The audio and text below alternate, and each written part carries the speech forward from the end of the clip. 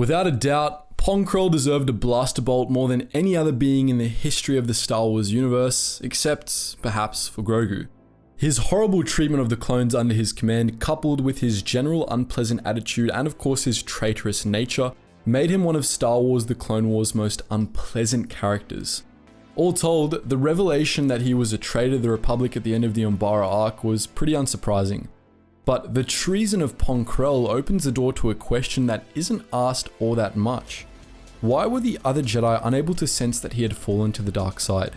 In this video, we'll be looking to answer that question.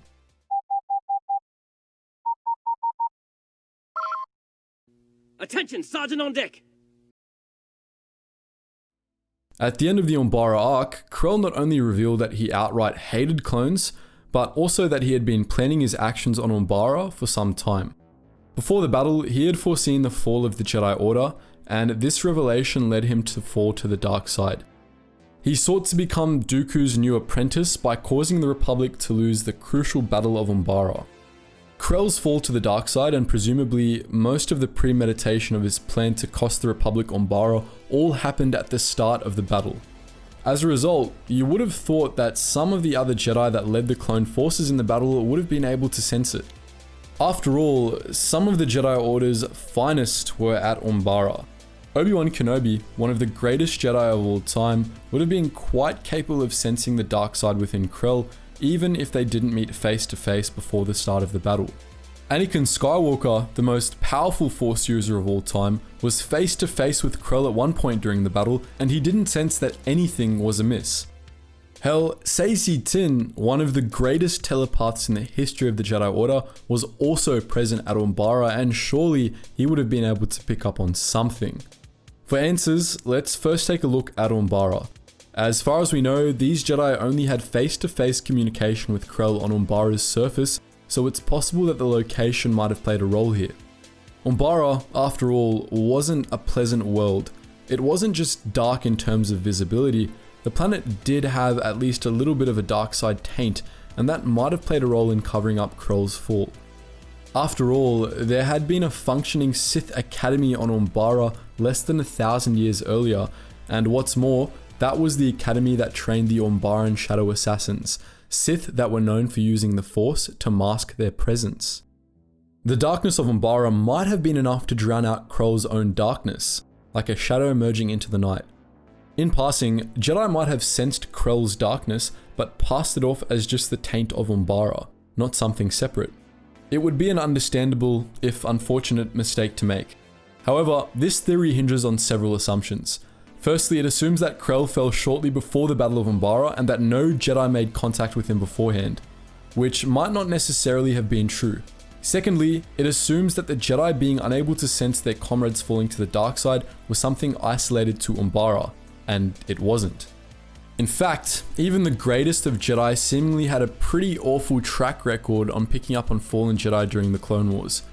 Mace Windu failed to detect that both Sora Bulk and Depa Billaba had fallen right up until they drew their lightsabers on him. There's also the fact that the Jedi failed to see that Palpatine was a Sith Lord through 3 full decades of face-to-face meetings with him. They weren't just bad at sensing Darksiders across the board either. Yoda was able to sense that Dooku had fallen on Geonosis, despite Dooku having been incredibly powerful in his own right, and even Padawans were able to clearly sense the dark side in less powerful Sith minions, like Darth Maul and Asajj Ventress. So what gives? Why the inconsistency? Well, we do have a definitive answer as to why the Jedi were never able to sense that Palpatine was a Sith Lord. Through a skill called Force Concealment, he was able to mask his presence in the Force. He was able to cloak his Force sensitivity, his nature as a Darksider, and his thoughts through the Force. He was even able to conceal his Sith eyes and possibly other physical decay brought on by the dark side. Not even the greatest members of the Jedi Council were able to see through this disguise, partly owing to Sidious's sheer power. This wasn't an ability that was exclusive to him either. Kreia notably used it to hide her presence altogether from Mikhail the Disciple and members of the Jedi Council, as well as to appear neutral in the Force when she was actually a Darksider. Dooku used this technique as well, although only to mask his Sith eyes.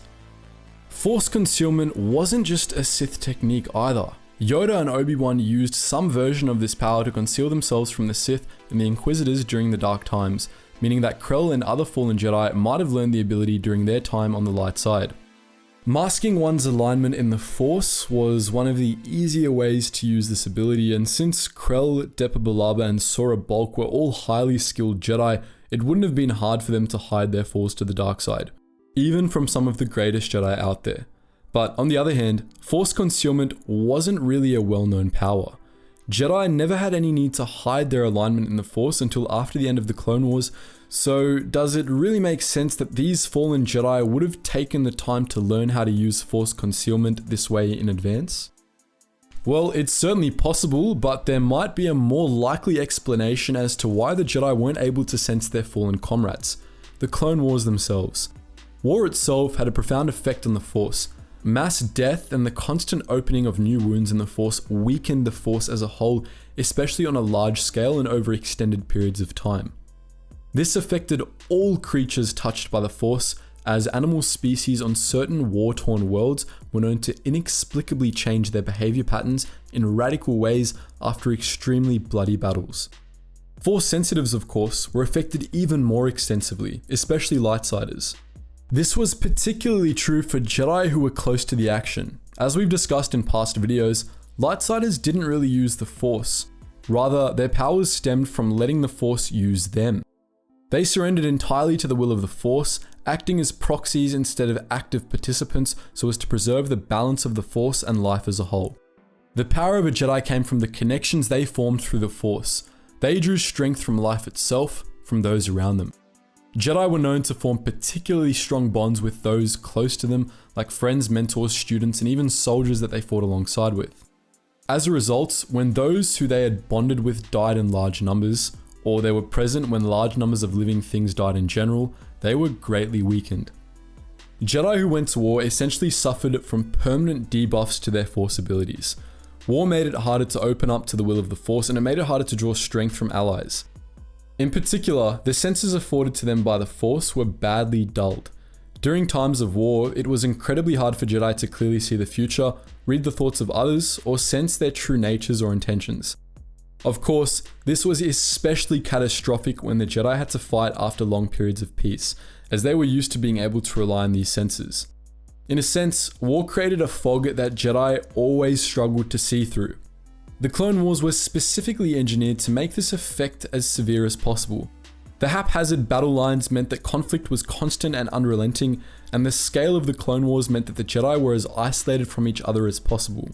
Sidious saw to it that the Clone Wars utterly blinded the Jedi Order, as it would have made one of the final steps in his master plan easier: the Great Jedi Purge.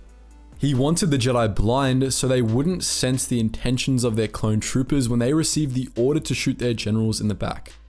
As we all know full well, this worked incredibly well. In just a few short hours, the clones were able to successfully eliminate thousands of Jedi without them sensing a thing beforehand.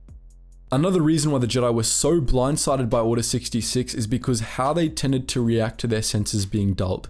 When Jedi were thrust into war and blinded by extensive conflict, they tended to focus their limited senses on the enemy, trusting those around them in doing so.